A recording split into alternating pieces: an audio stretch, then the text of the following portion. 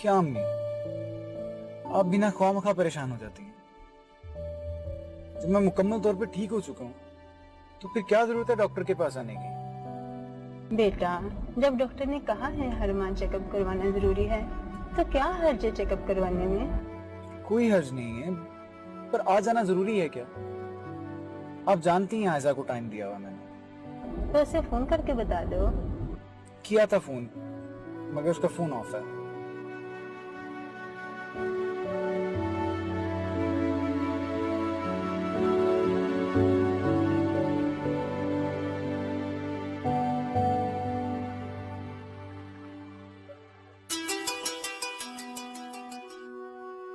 Hello, ऐसन कहाँ हो तुम कहाँ हो? तुम्हारा फोन भी ऑफ है। मैं तो यही हूँ जहाँ तुमने कहा था, और मैंने भी अभी देखा फोन। अभी कहाँ पे हो? अरे उधर ही हूँ जहाँ तुमने कहा था। देखा अम्मी, वो वहां पहुंच भी गई है। आप बिना बिना पूछे टाइम ले लेती हैं। हाँ ऐसा, वो एक्चुअली अम्मी ने डॉक्टर से टाइम लिया हुआ है। डॉक्टर से टाइम लिया हुआ है? मगर क्यों? वो कुछ भी नहीं है, बस वो मेरा रूटीन चेकअप है ना। तुम वहीं रुको, मैं आ रहा हूँ, फिर इकट्ठे चलते हैं, ठीक है? अच्छा ठीक है, ओके बाय। ओके। क्या अम्मी, आप भी ना। चलो जल्दी करो, देर हो रही है।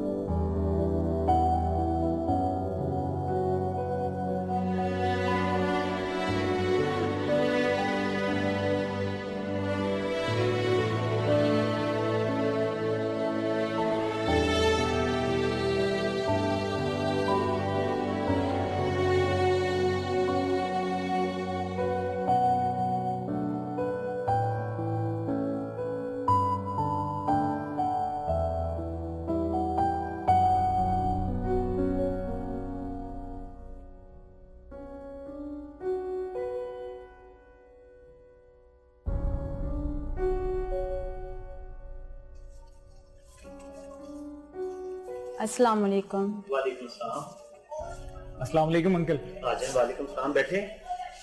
कभी वक्त पर नहीं आते तुम। अंकल एक्चुअली आपकी होने वाली बहू को पिक करने चला गया था। बहू? अस्सलाम वालेकुम। वालेकुम सलाम, बैठो भाई। प्लीज। आज इसे मैं तुम्हारी वजह से कुछ नहीं कह रहा। पुरानी रिपोर्ट्स लाई हैं आप साथ? जी डॉक्टर साहब। ठीक।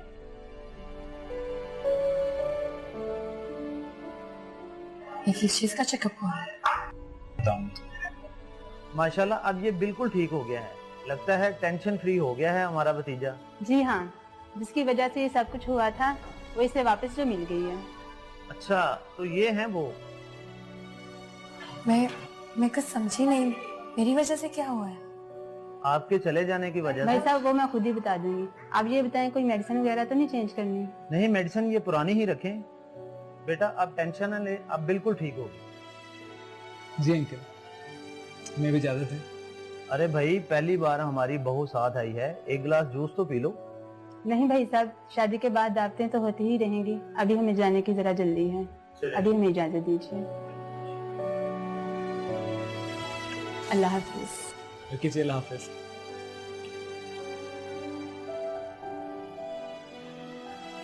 भाभी ने एहसन की बीमारी बताने से मना क्यों किया, जबकि मेरे नजदीक लड़की से कुछ नहीं छुपाना चाहिए।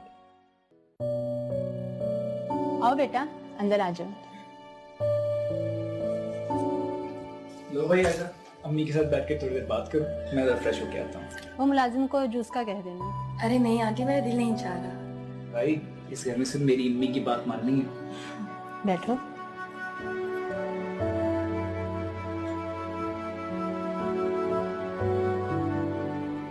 तुम क्या सोचने लगी बेटी? कुछ नहीं, बस वो। बेटी ऐसा न ऐसा ही है, उसकी बातों का बुरा मत मानना। एक ही तो बेटा है मेरा। जी आंटी, मैं भी अपने वालिदैन की इकलौती औलादी थी। हाँ, वो बताया था बीरजान ने। तुम्हारे पापा को कोई मसला हुआ था शायद। जी आंटी, वो बिजनेस लॉस की वजह से वो चिड़चिड़े से हो गए थे। उनका इलाज भी करवाया था, मगर दिन ब दिन उनकी बीमारी पागलपन में बदलती गई। दुख होता है बेटी, जब किसी ने अच्छा वक्त देखा हो तो फिर बुरे वक्त में उसकी यादें उसे पागल ही कर देती हैं। आंटी, वो डॉक्टर्स एहसन के बारे में कुछ बता रहे थे। हाँ, वो एहसन ने तुम्हें दिलो जान से चाहा था, मगर तुम्हारी बेरुखी ने उसे पागल कर दिया।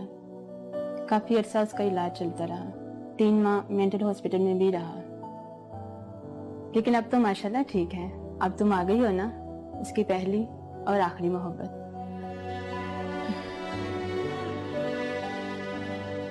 चलो भाई चलें। अरे तुम आराम करो ना, मैं ड्राइवर मंगवा लेती हूँ। क्या हो गया तुम्हें?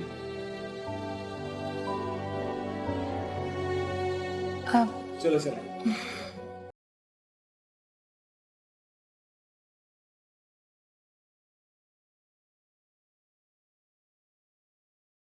मैं चाय लाई थी आपके लिए। हम तुमसे खफा हैं, तुम्हारे हाथ की चाय नहीं पियेंगे। बेजान प्लीज मुझे माफ कर दें। पता नहीं मुझे क्या हो गया है, अचानक से सब कुछ भूल जाती हूँ। मेरी आखिरी गलती समझ के मुझे माफ कर दीजिए बेजान, प्लीज। अरे तुमने पहले भी यही कहा। बेजान अब दोबारा कभी ऐसा नहीं होगा, आप एक बार माफ तो कर दें मुझे। अच्छा चाय रख दो और बैठ जाओ।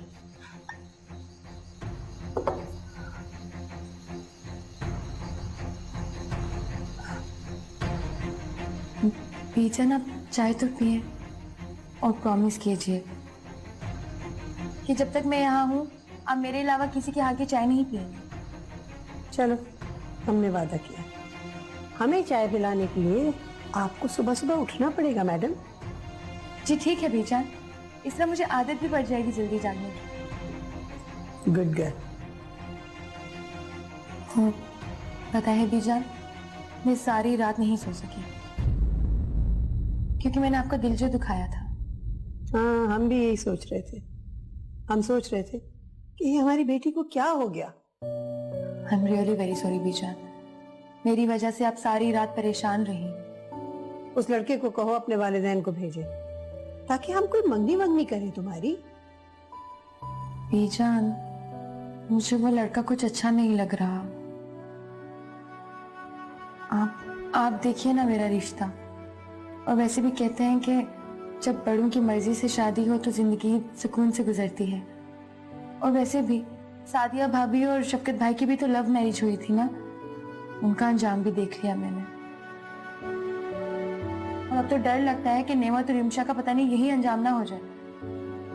नहीं नहीं बेटा, ऐसे मत कहो। वो दोनों एक दूसरे को समझते हैं और अब तो रिमशा हमें भी समझने लगी है। वैसे एक तो रिश्ते हैं हमारी नजर में, हम बात करते हैं, लेकिन हम उस लड़के को क्या कहेंगे फिर? आप बीजान, वो आप मुझ पर छोड़ दें। हमारा ख्याल था वो लड़का तुम्हें बहुत पसंद था। जी बीजान, पसंद तो था, लेकिन जब से पता चला है कि एहसन पागल हो चुका था और तो बड़ी मुश्किल से ठीक हुआ है अब, तो मैं तो डर गई हूँ बीजान कि अगर शादी के बाद फिर से वो पागल हो गया तो मेरा क्या होगा। अरे नहीं नहीं नहीं, ऐसे नहीं बेटा, रोते नहीं है। बस बस चुप कर जाओ, अल्लाह सब ठीक करेगा बच्चे, सब ठीक हो जाएगा। बस कर दो, हम हैं ना तुम्हारे लिए। देखो एहसन, मैं कुछ चुगलखोरी नहीं कर रही। जो तुमने मुझसे पूछा है मैंने उसकी हकीकत बताई है। आयजा मेंटली तौर पे पागल हो चुकी है। अगर वो साइको होती जा रही है, मैंने तो उसे साइको नहीं किया, इसमें मेरी क्या गलती है? बहरहाल तुम देख लो, मुझे नहीं लगता कि वो तुमसे अब शादी करे। उसने कॉलेज टाइम पे भी मुझे धोखा दिया था। अगर इस दफा उसने ऐसा किया तो बहुत बुरा होगा। हाँ, अब मैं क्या कह सकती हूँ, वो है ही ऐसी। बहरहाल तुम्हारा शुक्रिया, मैं तुम्हारी ये हेल्प हमेशा याद रखूंगा। ओके। ओके।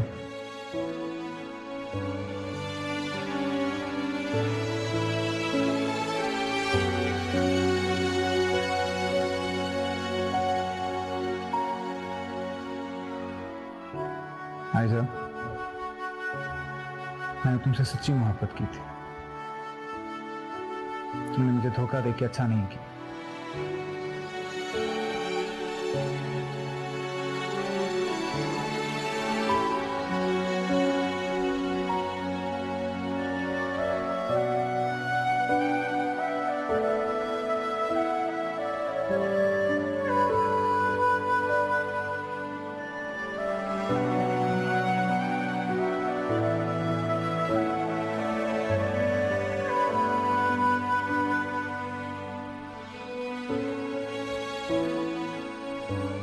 अस्सलाम वालेकुम बीजा। वालेकुम अस्सलाम। उन दोनों को छोड़ा ही एयरपोर्ट? जी बीजा, और दोनों बहुत खुश थे माशाल्लाह। कौन कौन दोनों? नेमत और रिमशा।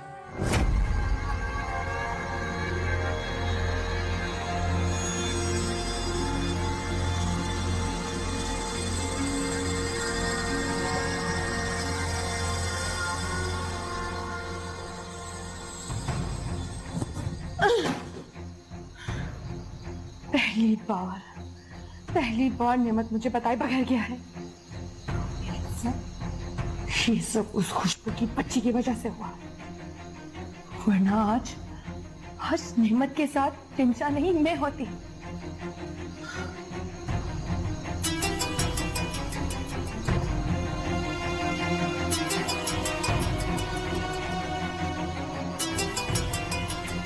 नहीं करनी मुझे किसी से बात, नहीं करनी मुझे किसी से भी बात। सब बेवफा होते हैं, सब बेवफा होते हैं। हर एक को मारूंगी मैं, हर एक को सजा मिलेगी।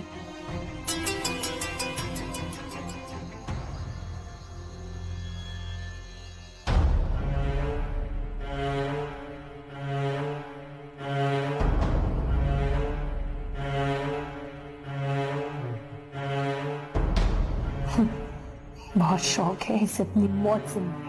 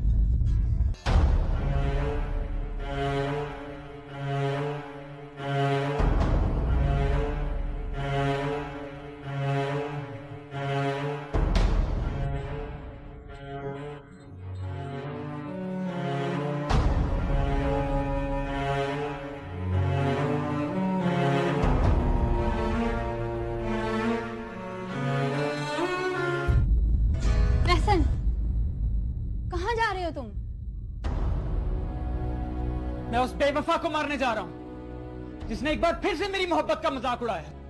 तो फिर पहले अपनी माँ को मार दो, क्योंकि बेवफा के साथ साथ एक माँ की वफा भी मरनी चाहिए। ये आप क्या कह रही हैं अम्मी? सही कह रही हूँ मैं। हम बेवफाओं को सजा देने का तो सोच लेते हैं, मगर ये नहीं सोचते कि जो हमसे वफा कर रहे हैं उनका क्या कसूर। उस लड़की को मारकर तुम फांसी चढ़ जाओगे, मगर तुम्हारी माँ जीते जी मर जाएगी। तो पहले अपनी माँ को मार दो। आप ही तो देखे ना, उसने एक बार फिर से मुझे धोखा दिया है। क्योंकि धोखा उसकी फितरत में है। कुदरत भी उसे धोखा ही करेगी। देखना, मैं तुम्हारे लिए उससे भी अच्छा रिश्ता ढूंढूंगी। तुम्हारी जिंदगी में खुशियां ही खुशियां होंगी। लेकिन मैं उसे माफ नहीं करूंगा माँ, मैं उसे कभी माफ नहीं करूंगा, मैं उसे कभी माफ नहीं करूंगा माँ, मैं उसे कभी माफ नहीं करूंगा, मैं उसे कभी माफ नहीं करूंगा।